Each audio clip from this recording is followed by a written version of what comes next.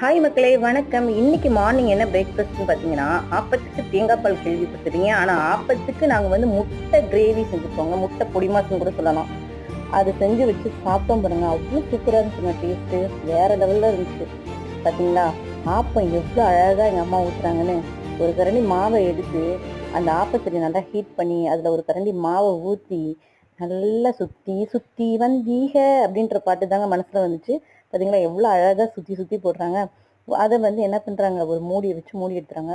Just ஒரு 5 minutes தாங்க. சூப்பரான நல்ல டேஸ்டியான நல்ல பொசு பொசு ஆப்பம். அது அழகா வந்துடுச்சுங்க. இப்படி தான் நாங்க ஆப்பம் செஞ்சு சாப்பிடுவோம். உங்க வீட்ல தேங்காய் பால் இல்லாம இந்த மாரி முட்டை பொடி மாஸ், இல்ல தேங்காயிலேயே செய்வாங்க பார்த்தீங்களா? தேங்காய் பொடி மாஸ். அதெல்லாம் செஞ்சு யார் சாப்பிடுவீங்க? யாருக்கெல்லாம் பிடிக்கும்னு சொல்லிட்டு கமெண்ட் பண்ணுங்க. மறக்காம என்னோட சேனல சப்ஸ்கிரைப் பண்ணுங்க. தேங்க் யூ மக்களே!